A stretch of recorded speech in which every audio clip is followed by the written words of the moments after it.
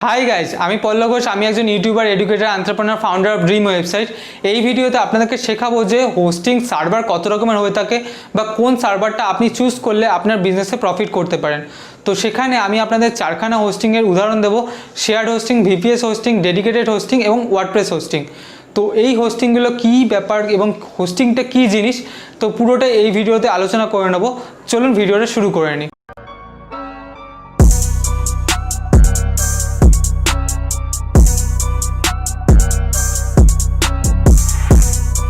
তো হোস্টিং কাকে বলে আমি অলরেডি একটা ভিডিওতে বলে রেখেছি যে হোস্টিং কাকে বলে।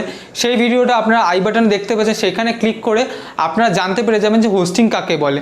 এবার হোস্টিং মানে কি? হোস্টিং হচ্ছে যে একটা কম্পিউটার, আপনারা জানেন যে কম্পিউটারের সিপিইউ দরকার হয়। তো সিপিইউর ভেতরে যা যা পার্টস লাগে সেটা দিয়ে একটা সার্ভার তৈরি করা হয়, যে স্টোরেজটা, সেই স্টোরেজ থেকে অনেক বড় স্টোরেজ দিয়ে একটা সার্ভার তৈরি করা হয় এবং সেখানে আপনি হোস্টিং করা যায় বা সেখানে হোস্ট করা যায়।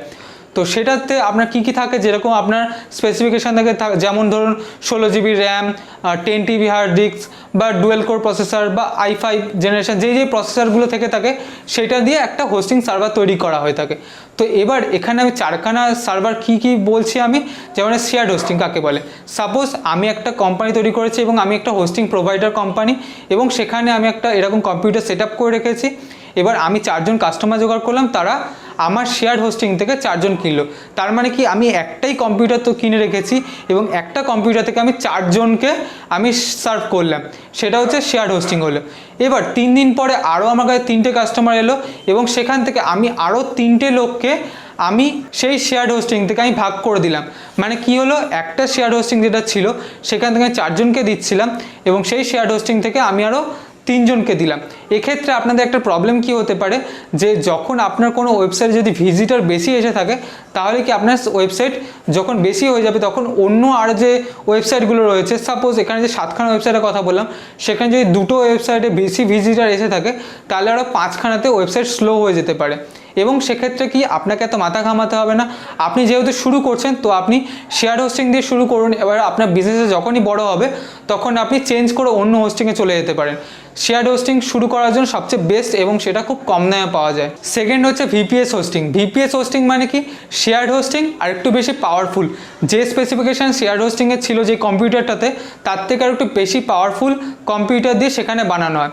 পুরো সেম কনসেপ্ট, বাট সেখানে কি আপনার যে ভিজিটার আসবে সেই ভিজিটার অনেকটা বেশি অবধি কন্ট্রোল করতে পারে।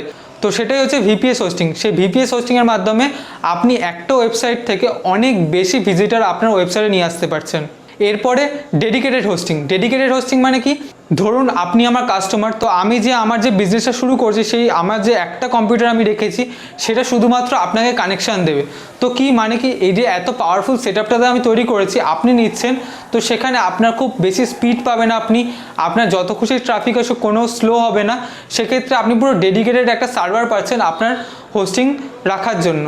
এক্ষেত্রে কি হয়ে থাকে, আপনার যে ডেডিকেটেড হোস্টিংটা রয়েছে সেক্ষেত্রে আপনার প্রাইসটা অনেক বেশি হতে পারে। এবং ফোর্থ যেটা হচ্ছে ওয়ার্ডপ্রেস হোস্টিং। ওয়ার্ডপ্রেস হোস্টিং মানে কি, আপনি যেই ওয়ার্ডপ্রেস হোস্টিংটা যদি কেনেন, তাহলে শুধুমাত্র আপনি এখানে ওয়ার্ডপ্রেসই ইনস্টল করতে পারছেন। ওয়ার্ডপ্রেস একটা সফটওয়্যার, তো সেই সফটওয়্যারটা আপনি শুধু এই হোস্টিংয়ে ইনস্টল করতে পারছেন, এখানে অন্য কোনো সফটওয়্যার আপনি ইনস্টল করতে পারেন না। এবং এখানে আরেকটা কী সুবিধা রয়েছে, বিভিন্ন কোম্পানিগুলো এই হোস্টিং সার্ভারের জন্য ডেডিকেটেড এক্সপার্ট রেখে থাকে তাদের জন্য, কারণ তারা যেই হোস্টিং কিনেছে, সাপোজ আমরা 5 জন কিনলাম ওয়ার্ডপ্রেস হোস্টিং এবং আমাদের 5টা ওয়ার্ডপ্রেস ওয়েবসাইটের জন্য, এবং সেই এক্সপার্টরা কী করবে, আমাদেরকে ডেডিকেটেডলি সাপোর্ট দেবে আমাদের ওয়েবসাইট স্লো হচ্ছে কিনা বা বেশি এসইও র্যাঙ্কিং করার জন্য। সেক্ষেত্রে এই ওয়ার্ডপ্রেস ওয়েবসাইটের দাম অনেক বেশি হয়ে থাকে, তার কারণ কি, যে এই হোস্টিংয়ের জন্য ডেডিকেটেড লোক রাখতে হয় এবং তারা কন্টিনিউয়াসলি সাপোর্ট দিতে থাকে। আশা করি আপনারা বুঝতে পেরেছেন যে প্রত্যেকটা হোস্টিংয়ের মধ্যে তফাৎটা কী, এবং আপনাদের জন্য ডেসক্রিপশন বক্সে একটা লিঙ্ক দিয়ে রেখেছি, সেখান দিয়ে আপনারা যদি ডোমেন এবং হোস্টিং যদি পারচেস করে থাকেন, তাহলে আমি কিছু কমিশন পাবো, সেখান থেকে আপনার পারচেস করার জন্য থ্যাংক ইউ। এবং এই ভিডিওটা যদি আপনাদের ভালো লেগে থাকে, তাহলে ভিডিওটা প্লিজ লাইক করবেন, শেয়ার করবেন এবং কমেন্ট করে জানাতে ভুলবেন না যে ভিডিওটা আপনাদের কেমন লাগছে। And don't forget to follow me on Instagram @IamPallab Ghosh, and please subscribe to my channel for no more information about advanced digital marketing in Banglate. Thank you.